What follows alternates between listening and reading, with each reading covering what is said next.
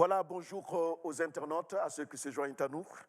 Merci pour votre fidélité, merci aussi pour ce désir de prendre du temps à l'écoute de la parole de Dieu. Nous allons prier que Dieu puisse nous assister et puisse bénir son Église, les cœurs, les vies, que sa présence soit une réelle présence. Amen. Souriez derrière vos masques, vous n'êtes pas filmés. Seigneur, je te bénis pour ta bonne présence. Merci pour ton soutien. Merci pour ce que tu es, qui ne varie pas. La Bible déclare que tu ne sommes ni ne dors, celui qui veille sur Israël. Merci pour Israël spirituel, dont tu as un regard particulier. Seigneur, que ces moments soient sous ta direction, conduits par ton esprit, pour l'édification de quiconque, celui qui tomberait sur cette vidéo, celui qui est en train de suivre, comme mes frères et sœurs en présentiel, que ta bonne main soit sur nos cœurs en ce moment, au nom précieux de Jésus. Amen. Amen. L'histoire d'une vie, c'est le thème de la méditation de ce matin.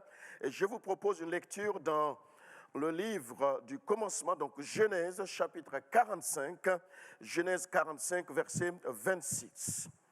Genèse 45, le verset 26. Genèse 45, verset 26. Bonjour Sébastien, bienvenue. Ils lui dirent, Joseph vit encore, et même c'est lui qui gouverne tout le pays d'Égypte. Mais le cœur de Jacob resta froid parce qu'il ne les croyait pas. Ils lui rapportèrent toutes les paroles que Joseph lui avait dites. Il vit les chars que Joseph avait envoyé pour le transporter. C'est alors que l'esprit de Jacob, leur père, se ranima. Et Israël dit, c'est assez. C'est assez. Joseph, mon fils, vit encore. J'irai et je le verrai avant que je meure. Amen. Amen. C'est dans le livre de Job, chapitre 32, versets 8 et 9. Job 32, versets 8 et 9. Mais en réalité, dans l'homme, c'est l'esprit, le souffle du Tout-Puissant qui donne l'intelligence. Ce n'est pas l'âge qui procure la sagesse. Ce n'est pas la vieillesse qui rend capable de juger. Pour vous qui êtes habitués à ce passage, à l'histoire de Joseph que particulièrement j'affectionne, plus d'une fois dans ma vie, on m'a appelé Joseph. Pourtant, Gilbert et Joseph, il n'y a pas de prononciation similaire possible, mais il semblerait que. Pour vous situer dans le texte ou dans le contexte et tirer profit pour nos âmes, tant pour vous en présentiel que ceux qui nous suivront ou qui nous suivent. Monsieur Jacob a eu une vie extrêmement difficile. J'ai envie de dire compliquée. Quand un jour Jacob s'est approché du pharaon pour lui poser, et le pharaon lui pose la question, quel est ton âge? Jacob répond, j'ai une centaine d'années, 130 ans. Et il rajoute que les années de sa vie, finalement, ont été mauvaises. Vous vous souvenez que Jacob, à un moment donné de sa vie, a dû fuir la maison de son père, parce qu'il avait peur de son frère Ésaü ou Ésaü, en fonction de votre appellation. Il avait peur que Ésaü lui ôte la vie, son propre frère. Comme on dit dans mon patois, même père, mes mères. Il a été donc chez le frère de sa mère, donc son oncle, qui se prénomme Laban. Et cet oncle, heureusement que tous les oncles ne sont pas comme cela, pendant 20 ans, a monté une belle entreprise capitaliste. Il a littéralement exploité son neveu, Jacob. Permettez-moi le mot, il a escroqué. L'histoire de Jacob. Et Jacob réussit à partir de là, en se disant en esprit, en s'imaginant que, enfin, une vie tranquille, plus de frères qui me poursuivent, plus d'oncles qui m'escroquent, alors il s'est imaginé la vie tranquille. Cependant, c'était sans compter sur la fratrie, sur la haine viscérale de ses fils aînés vis-à-vis du plus jeune, à savoir Joseph. Et pour un père, ça va être une déchirure sans appel, une déchirure sans appel, une difficulté. Les frères aînés, Ruben, Siméon, Lévi et autres, ont vendu Joseph à des Ismaélites et ils montent toute une histoire. J'ai envie de dire un complot. Et ils se dirigent vers leur père, Jacob, fort avancé en âge, et lui laissent entendre: ton fils, Joseph, ton préféré. Vous les parents, faisons attention à vos préférés. Vous, les grands-parents, faites attention à vos préférés. Si Dieu vous a donné, si Dieu vous a prêté des enfants, quoi qu'il en soit, ça reste vos enfants. Je nous encourage à ne pas les aimer en fonction de leurs actions simplement, mais le fait de leur provenance, puisqu'ils viennent de Dieu. Et les jeunes qui étaient là hier après-midi peuvent faire le rapprochement de la pensée partagée. Ton fils préféré est dévoré par des bêtes sauvages. Nous avons la preuve. Tiens, voilà sa tunique ensanglantée. Quel que soit le discernement que Joseph aurait pu avoir, que Jacob aurait pu avoir, comment se laisser convaincre du contraire face à l'évidence? Comment? Jacob, alors qu'il se disait enfin, avec mes enfants, ma famille, mes bergers, mes brebis et tous mes biens, enfin, fini les 20 ans de galère chez mon oncle. Fini. Jacob est finalement, comme de nouveau, localisé par le malheur. Sa souffrance est telle qu'en lui, il est comme mort, quoique vivant. L'histoire de Jacob aurait pu se terminer ici, là, à ce stade-là. L'histoire de Jacob se serait terminée sur cette note. Mais Dieu n'en a pas voulu ainsi. Alors, il va permettre l'arrivée d'une et grande, profonde famine. Je vais dire quelque chose, vous n'êtes pas obligé de dire Amen.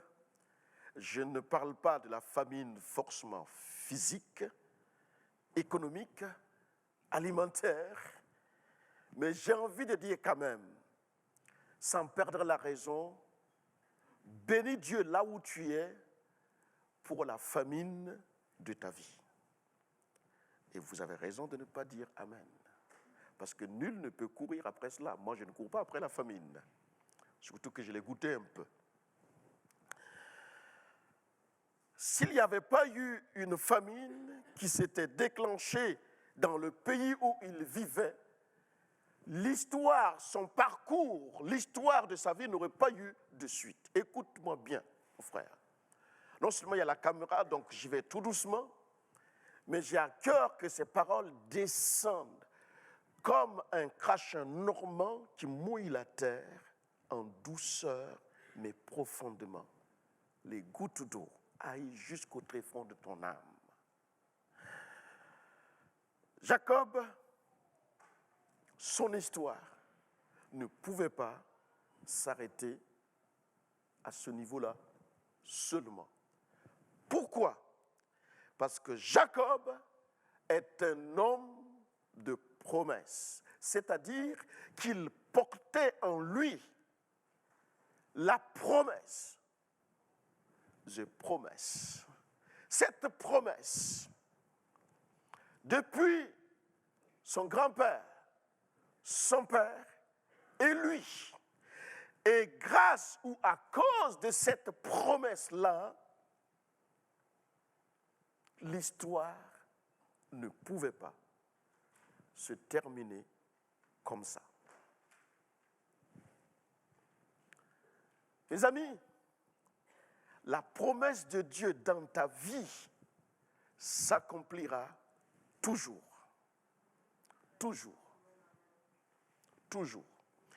Et si j'ai compris que la promesse de Dieu s'accomplit toujours, les circonstances que je vis ne sont que des catapulseurs pour me propulser, pour m'amener à vivre l'accélération divine de l'accomplissement de ces promesses-là. C'est juste pas autrement. C'est juste pas autrement. C'est pourquoi le thème de ma méditation porte ce titre, l'histoire d'une vie. Ta vie a une histoire. C'est pas bonjour la chance. C'est pas advienne que pourra. C'est pas la somme de ton savoir-être ou faire. Ça peut contribuer. Mais au-delà, il y a un régisseur. Il y a un qui pose les pas, les jalons pour te conduire. Jacob, un homme de promesse. Promesse faite à Dieu, à son père Isaac, qui lui-même l'ait reçu de son père Abraham.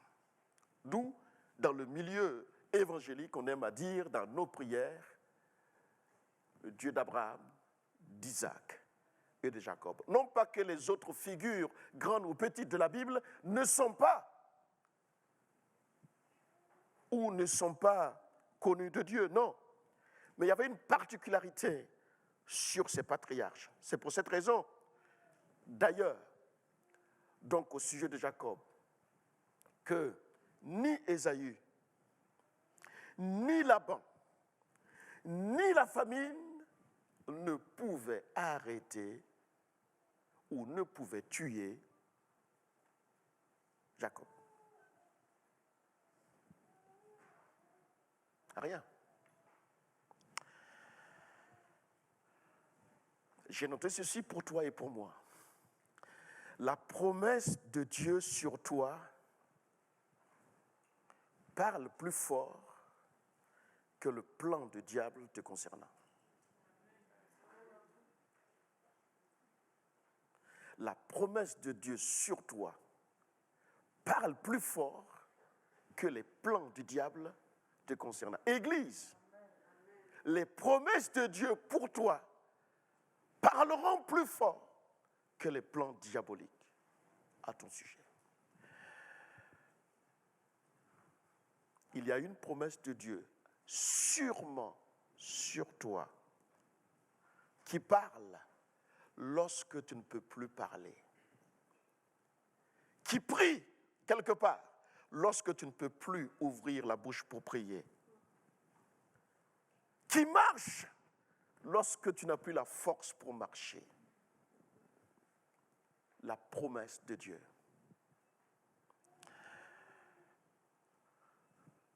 Vous savez que Jacob n'a pas lutté contre Dieu, il a lutté avec Dieu.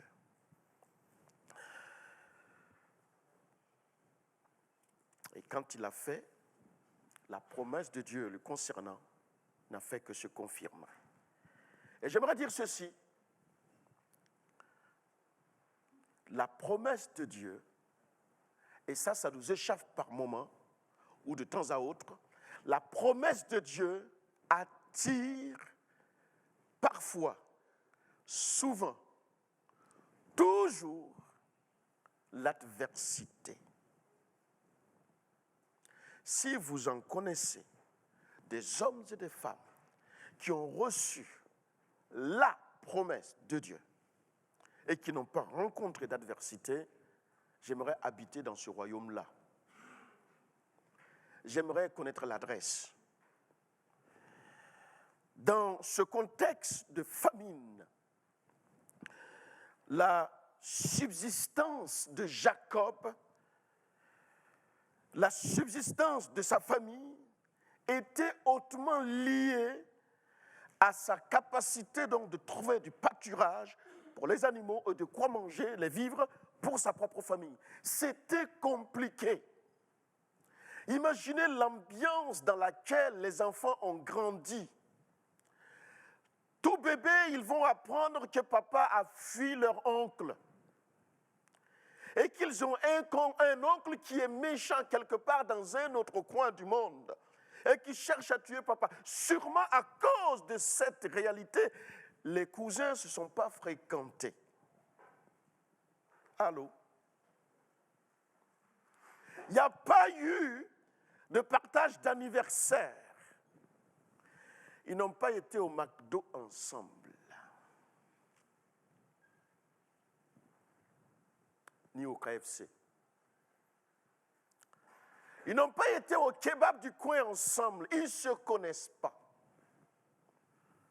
Parce qu'ils portent les réalités de leur père. Jacob en a eu une bonne douzaine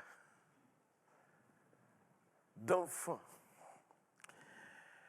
Ils ont donc appris, tout comme nous, nos enfants cherchent volontairement ou involontairement à connaître notre histoire de parcours. Papa, comment tu es tombé amoureux de maman? Vous vous êtes rencontrés où? Oh, ça ne se dit pas une seule fois autour de la table, ça se dit au fur et à mesure. Et plus l'enfant grandit, plus les réalités que vous avez connues aussi, il les découvre et plus il veut s'intéresser. Ben oui, on a toujours besoin d'un modèle, d'un repère. Ça, c'est clair.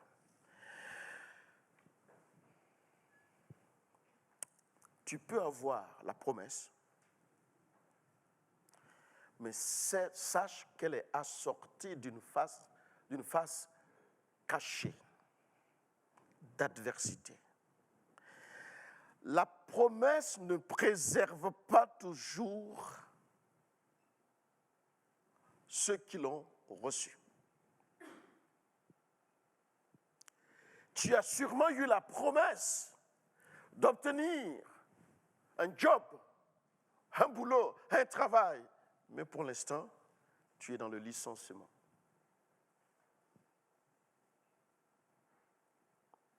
Tu as eu la promesse d'être aimé de tous, d'être entouré, d'avoir ta basse-cour. Mais pour l'instant, tu es dans le rejet. On t'a rejeté.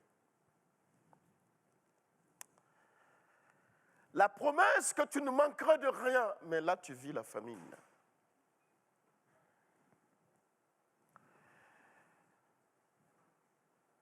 La promesse de la réussite, et à l'heure où je parle, c'est la faillite. Comme si tout est amené à ce que tu doutes de la promesse. Oui, Jacob a eu des grands doutes sur la promesse reçue. Mon ami, peut-être derrière ton écran, toi aussi tu es à ce niveau-là. Tu es dans les mêmes rails, tu es dans le même train, et pour toi, eh bien, comment faire? Nous allons cheminer ensemble dans la réflexion. D'où mon thème pour la deuxième fois, l'histoire d'une vie. Qui que tu sois. Parle-moi de tes promesses et je te parlerai de tes problèmes.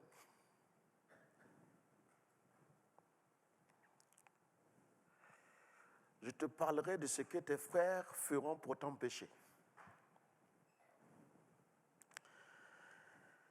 Avant que Abraham ne puisse voir le bélier attaché par les cornes sur ou dans l'arbuste, il fallait qu'il accepte de sacrifier son propre fils. Avant que Dieu lui dise « Stop !» Lève la tête et regarde. Il a fallu que Isaac soit allongé, couteau en main, prêt à sacrifier son fils. Qui est prêt à aller à cet extrême-là? Quel est l'enfant de Dieu digne de ce nom veut aller jusqu'à ce point-là?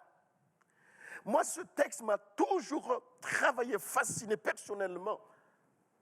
Parce que, qu'est-ce qui a fait que Abraham, à la dernière minute, a arrêté et n'est pas allé jusqu'au bout? Juste avoir entendu. Je n'ai pas la certitude que ce fut une voix audible. Il n'y avait pas un cortège, une armée céleste autour de cette réalité-là pour dire « Hop, hop, hop, Abraham, arrête !» Non. Mais ce qui est formidable, jusqu'à la dernière seconde, Abraham était convaincu que Dieu peut encore faire quelque chose. Si dans la tête d'Abraham tout était terminé, il y a de fortes chances qu'il n'ait entendu, ni dans son cœur, par ses oreilles, le stop de Dieu.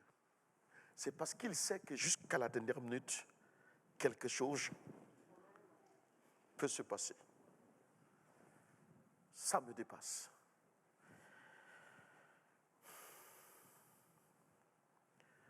Un jour, Jésus a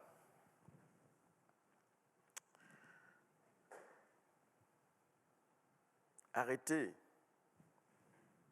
dans une certaine situation et a fait quelque chose qui m'impressionne. Et j'aimerais prendre le contre-pied de la chose, comme à son habitude. Vous vous rappelez de l'épisode où Jésus était dans la barque avec les disciples. Et dans les évangiles, c'est écrit qu'une tempête se leva.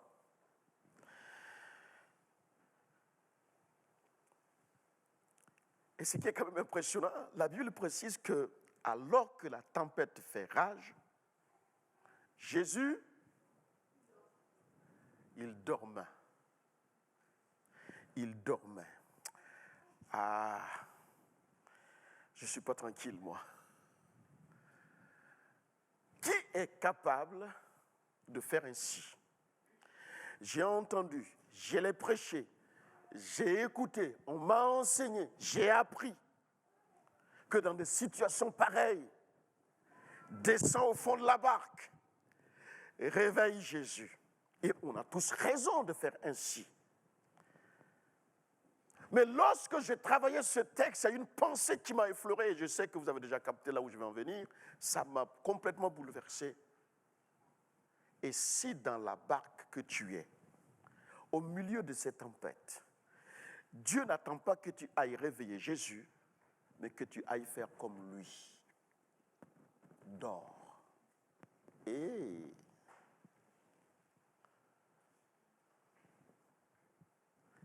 dors. Non? Ben, c'est notre modèle ou pas? Jésus, c'est l'exemple parfait, non? Là, il dort au milieu de la tempête. Dors. Dors, mon ami.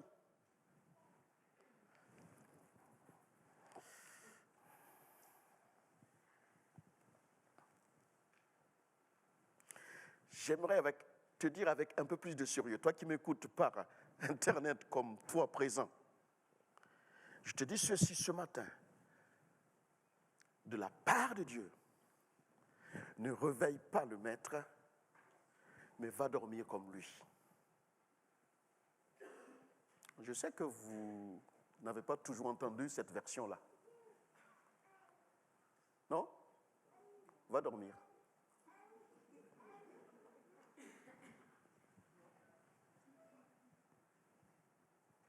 Marceline, dors. Dors. Enfin, pas ici, hein.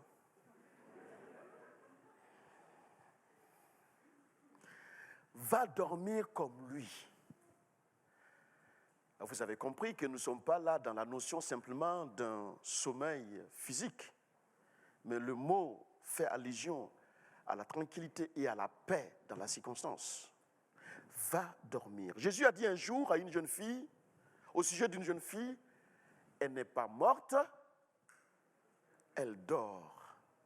Est-ce qu'elle veut dire que Jésus confond le sommeil et la mort? Non, non, non, non, non. Allez, vous qui êtes mariés là, si Dieu n'avait pas endormi Adam,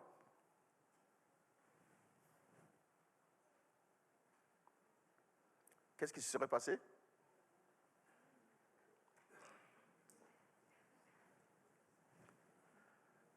Il n'y aurait pas eu d'Ève. Oui ou non? Je vous contrarie ce matin ou quoi là?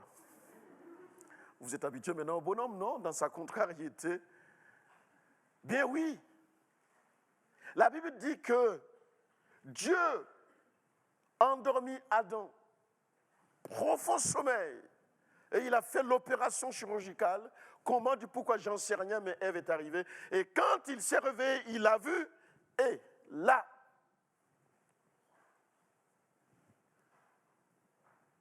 quelque chose s'est passé. À l'histoire de la tempête et dans la barque, je te le redis, sans t'offusquer, mais va dormir. Un peu comme un père qui dit à son fils, va dormir. Va dormir. Pourquoi je dis cela?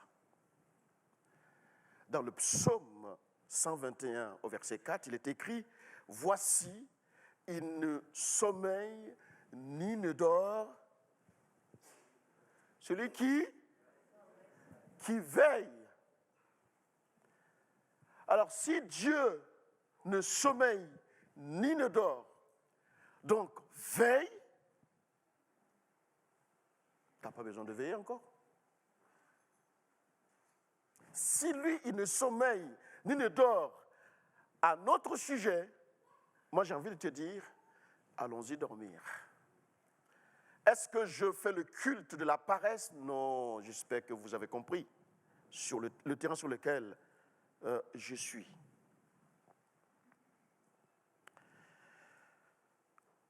Pour la solution, je reviens à mon texte, à la famine, la Bible, pour ceux qui connaissent bien le contexte, Jacob va organiser un voyage en Égypte.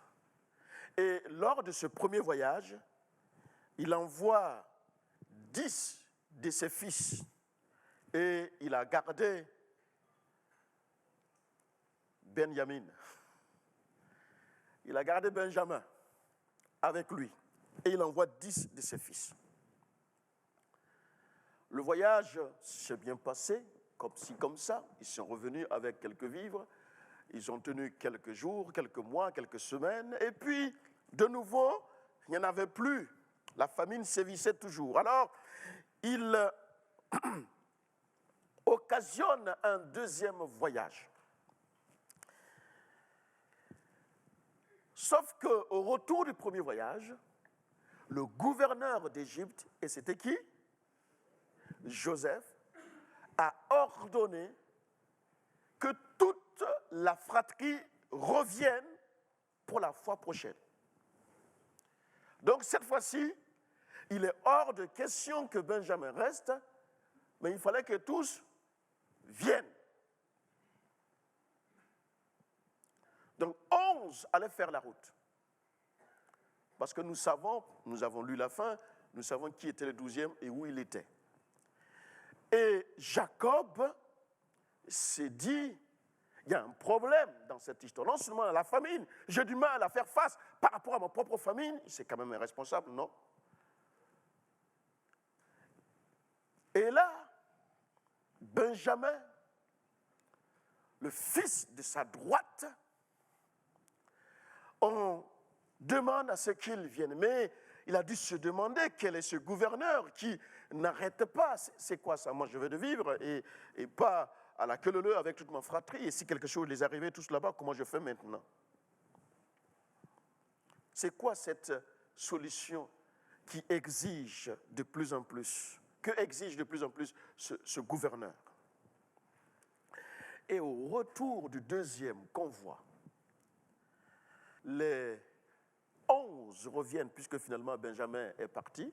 Donc à leur retour, tout joyeux, bénissons le Seigneur, les vivres sont là, et Jacob va s'attendre à dire, Joseph, et c'est notre texte, vit encore. Joseph vit encore. Il y a des Joseph dans la salle, des Joséphines. Joseph vit encore. Pardon? Joseph vit encore.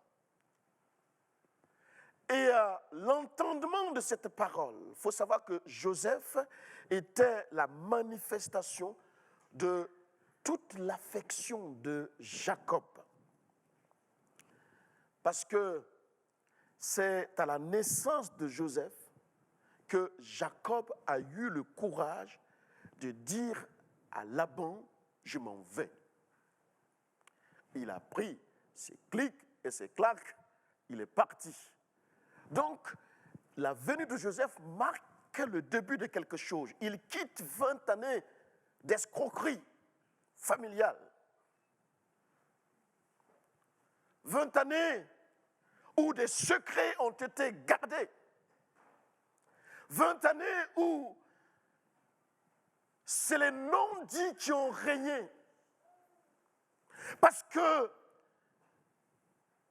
Jacob ne pouvait plus raconter sa vie à ses parents. Donc il est comme isolé. Il vivait sa chose toute seule. Il a gardé. Il est parti célibataire, tout jeune, chez son oncle. Il a vécu avec les animaux dans le désert. Il a appris tout seul. Il a pu dire ce qu'il voulait dire. Une première femme de son oncle, une deuxième femme. Oui, il a eu tout l'amour que Rachel peut-être pouvait l'apporter, mais à un moment donné, il y a eu des zones d'ombre volontairement cachées. Et tout ça lui revient en tête. Tout ça le prend. À son âge avancé, là où il n'était pas sensible quand il était plus jeune, il devient hypersensible à cause de l'âge, à cause de l'expérience, à cause de la progéniture en face. Les choses changent. Jacob n'est pas bien.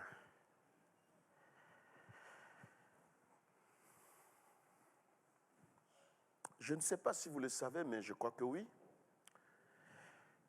C'est Joseph que Dieu a utilisé pour sauvegarder Israël de la mort par les vivres, par sa position. À la sortie d'Égypte, plus tard d'ailleurs, c'était consigné de sa part qu'on puisse ramener ces ossements dans la terre promise. L'analogie par rapport à la foi et à comment la parole est tissée, moi, ça m'a frappé. J'ai toujours voulu, mais Seigneur, la terre retourne, enfin, le corps retourne à la terre, à la poussière. C'est quoi ce transport des ossements? Juste pour avoir une tombe et qu'on puisse dire qu'ici repose un de nos ancêtres qui nous avait délivrés de la famine. J'avais l'impression, en lisant le texte, que Dieu a comme une histoire avec les Joseph. Non pas simplement le prénom. À un point que des siècles plus tard, il a géolocalisé un autre Joseph pour permettre que son fils naisse. C'est quand même pas une coïncidence. En fait, l'histoire de la vie de Joseph est d'un point que Dieu a voulu sa continuité, commencer depuis l'ancienne alliance, se poursuivre jusqu'à la nouvelle alliance. Et j'aimerais te dire ce matin, acceptons parfois d'être appelés Joseph et des Joséphines, parce que Dieu condamne l'autre. On est homme ou on est femme. Et dans l'histoire de Joseph, il peut y avoir des paramètres qui concernent ton histoire. Dans l'histoire, dans le vécu de Joseph, il y a sûrement quelque chose qui ressemble à ce que tu as vécu, ce que tu vis ou ce que tu vivras. Des années plus tard, Dieu cherche un autre Joseph et va lui dire, ne crains pas de prendre Marie pour femme, car l'enfant qu'elle porte vient du Saint-Esprit. Je disais aux jeunes à la réunion hier soir, faites tous vos algorithmes possibles dans la parole de Dieu. Dieu certes parle audiblement à certains. Dieu dans la parole a parlé à des grandes figures de la Bible, s'est manifesté à des grandes figures, à des grands personnages. Mais Joseph n'en est pas rien dans la parole. Et je ne trouve pas de passage où il est dit « Dieu dit à Joseph » ou encore « Dieu révèle à Joseph ». Les seules fois au début de sa vie d'adolescent, il a des songes, il fait un rêve, il ne comprenait même pas grand-chose, il court, il explique ça à ses frères, et ça conduit là où cela conduit. Cependant, bien que n'ayant pas eu une parole claire, nette, Dieu lui parlait, n'ayant pas eu une prophétie, n'ayant pas eu une étoile qui va le guider, il a été celui par qui Dieu a parlé et a construit sa nation. Joseph. Joseph. À l'annonce de cette bonne nouvelle, je reviens à mon texte pour aller vers la fin. Quand on apprend à Jacob que Joseph vit, vous avez lu comme moi, il est écrit que le cœur de Jacob resta froid. Froid.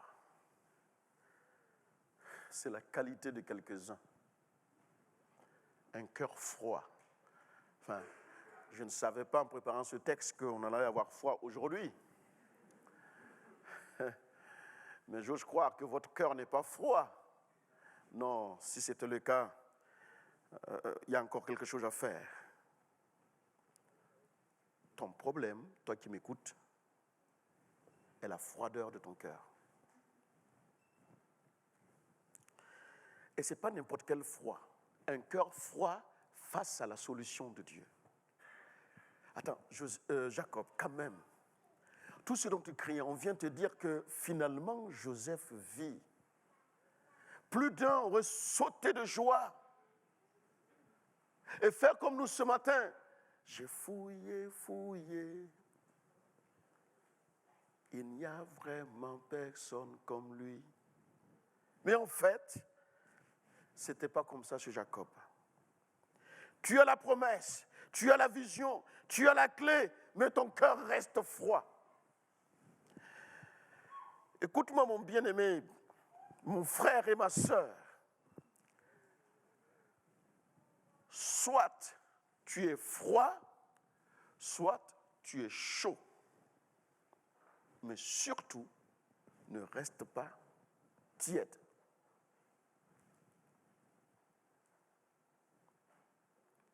C'est la condition pire, la tiédeur.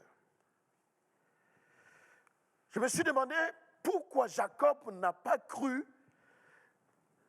c'est pour ça que son cœur est resté froid, pourquoi il n'a pas cru quand on lui annonce que Joseph vit. Mais en réalité, il n'a pas cru parce que Jacob avait cru. J'ai joué avec les mots, vous allez comprendre. On lui annonce que Joseph vit. Il n'a pas cru parce qu'il avait cru. J'arrive. Jacob ne pouvait pas croire Ruben, Siméon et autres, parce que Ruben et ses frères lui avaient dit autre chose avant. Et ce qu'ils avaient dit, c'est que Joseph est mort, avec preuve à l'appui. Et ils reviennent pour dire que Joseph vit encore. Vous comprenez dans la tête de Jacob ce qui se passe là? C'est compliqué. Ce qui empêche le cœur de Jacob d'être en adhésion avec la solution au problème qu'il vit, la mort donc de Joseph, le pseudo-mort, c'est que dans son cœur, il y a déjà quelque chose, et c'est important ce que je suis en train de dire, il y a déjà quelque chose qui a pris la place et qui va l'empêcher de se réjouir par rapport à cette première chose. Je suis en train de dire simplement que ce quelque chose qui avait pris la place, c'est le mensonge. Le mensonge avait pris la place dans le cœur de Jacob. Et évidemment, quand la vérité arrive, il n'y a pas de cohabitation possible. Il n'y a pas, prends une partie, je prends une partie, on va essayer de s'arranger pour être ensemble. C'est soit le mensonge, c'est soit la vérité. C'est pourquoi son cœur est resté froid. Dans le même cœur, il ne peut pas y avoir le mensonge et la vérité. Il y a forcément un qui va triompher. Chrétiens au XXIe siècle, prédicateurs au XXIe siècle, nous ne pouvons pas mélanger chèvre et chou. C'est dans les légendes, mais ça ne peut pas être possible. La vérité reste la vérité. Le mensonge, malheureusement, aussi continue sa route. Soit dans ton cœur, c'est une doctrine vraie au sujet de ton frère et de ta sœur, soit c'est une doctrine fausse au sujet de ton frère et de ta sœur. Il ne peut pas y avoir l'amalgame. Il y a quelque chose qui se passe convenablement ou non, quelque part.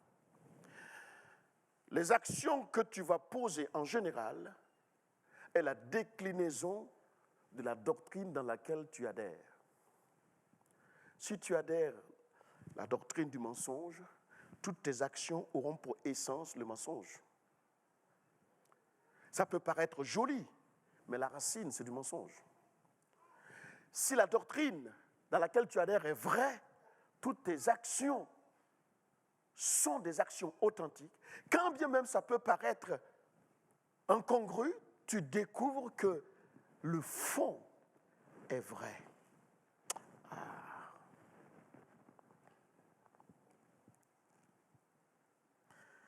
Ce matin, peut-être que les Rubénistes, Ruben, sont venus te dire un ensemble de mensonges une fois et reviennent la seconde fois pour te dire le contraire et ton cœur est froid. Ton cœur est froid. Pendant des années, Jacob a cru à ce mensonge. Il avait du mal à vivre son deuil. Il ne comprend pas. Il ne sait pas ce qui s'est passé. Le mensonge a pollué sa vie. Le mensonge a pourri son existence. Vous avez des frères et sœurs qui sont à cette dimension-là. Non pas que Pierre, Paul, Jacques ont menti, mais eux-mêmes, ils ont menti à leur propre vie. Ils ont fait semblant pendant 10 ans, pendant 20 ans, pendant 30 ans. Mais aujourd'hui, les réalités sont que tu ne peux pas faire autrement. Ta sensibilité est augmentée ou s'est augmentée avec l'âge. Tu es sensible sur ce que tu n'étais pas il y a quelques années. Aujourd'hui, pourquoi? Parce qu'il y a un embouteillage.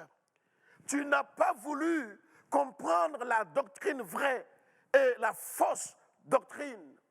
C'est qui a fait de toi ce que tu es devenu. Pendant des années, Jacob a souffert de cela.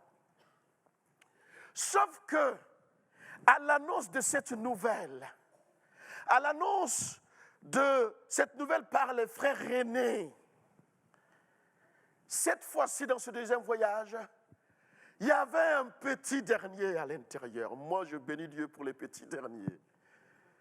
Il y avait les Benjamins.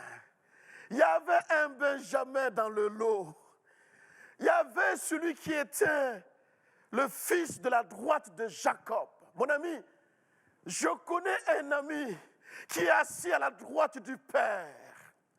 Cet ami intercède pour toi et pour moi. Cet ami veille sur son Église parce qu'il a acquis au prix de son sang. Cet ami est sensible à la cause de son œuvre. Cet ami a les yeux ouverts sur son œuvre. Cet ami ne somnole ni ne dort. Cet ami ne change pas. Cet ami ne prend pas de l'âge. Cet ami reste le même. Que tu sois vrai, que tu sois faux, cet ami reste le même. Église de Jésus-Christ, Jésus ne change pas.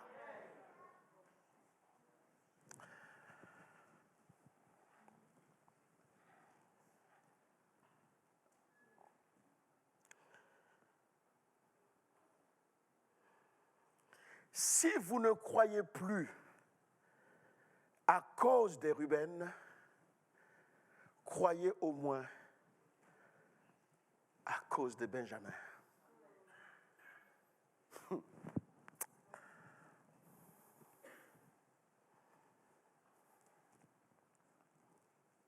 Si ce matin,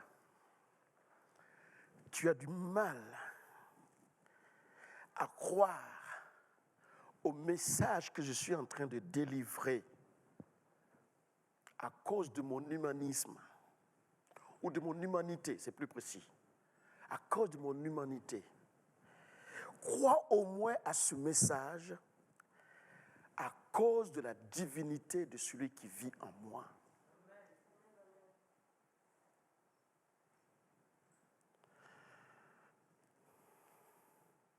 Ce qui ranime les cœurs froids, ce sont les paroles et les actes. Les paroles et les actes. Les paroles et les actes. Dans le passage que nous avons lu, Genèse 45, verset 27, ils lui rapportèrent toutes, au pluriel, toutes les paroles que Joseph lui avait dites. Joseph a dit des paroles. Ensuite, Jacob a vu de ses propres yeux les chars que Joseph avait envoyés pour le transporter. Et j'aime bien ce passage qui est affiché donc. C'est alors, alléluia, c'est alors que l'esprit de Jacob, leur père, se ranima. Ah, les paroles et les actes. Nuance. Au verset 28, il me semble, c'est ça. Étudiez chez vous ça, c'est profond. L'esprit de Jacob se ranima et c'est Israël qui parle, qui dit. Oh. L'esprit de Jacob se ranima et Israël dit, il y en a marre, c'est assez. Joseph, mon fils, vit encore, j'irai et je le verrai avant que je meure. Pourquoi je dis, l'humain a repris vie, Jacob. L'humain a repris vie. Quand l'humain reprend vie, comme en ce moment, le côté humain te concernant est complètement mort, tu es comme Jacob. L'humain a repris vie. Et à partir du moment où l'humain a repris vie, le divin peut parler. Israël, c'est le nom qu'il a obtenu quand il a lutté avec Dieu. Mais Israël ne pouvait pas parler.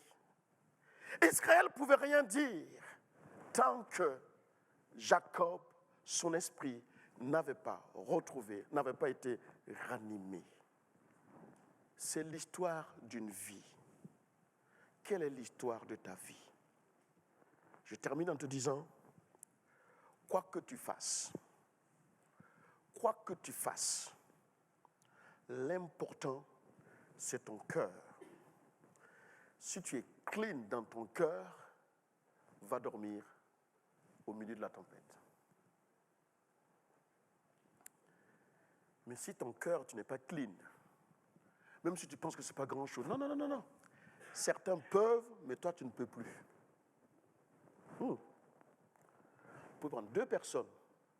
Il y a un qui va mentir sur la même chose. Si toi, tu le fais, tu es plus puni que lui. Pourquoi?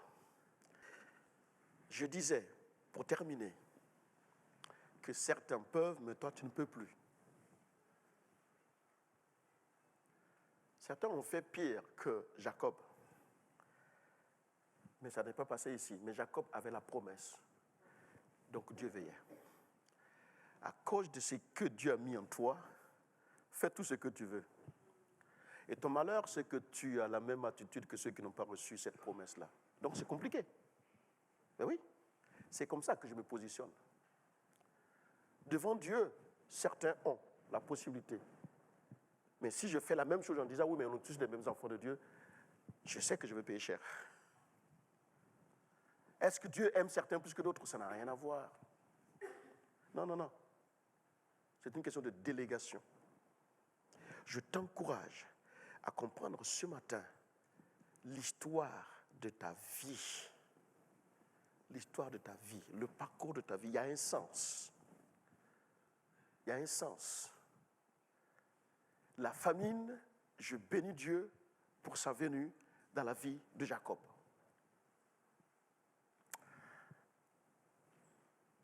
Comprends ce matin que Dieu n'est pas contre toi. Il est pour toi. Toi, tu penses qu'à cause de la famine, il est contre toi. Tu te trompes. Ne te trompe pas. Vous connaissez l'épisode, comment ça s'est passé avec Ésaü? Vous connaissez l'épisode, comment ça s'est passé au décès de Jacob? Vous connaissez toute cette souffrance quand Jacob va bénir les enfants. Jacob savait tout ça. Mais le jour de la bénédiction finale, il dévoile tous les secrets des cœurs.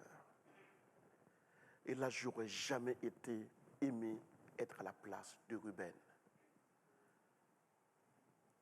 Lui qui a fait le fier, lui qui a fait le beau, la pluie et le beau temps. Il va s'entendre dire par son père, tu n'auras pas la prééminence. Pour un juif, tu n'auras pas la prééminence. Tout simplement, à cause des choses ignobles qu'il avait faites en cachette, croyant que papa Jacob n'a pas vu et n'était pas au courant.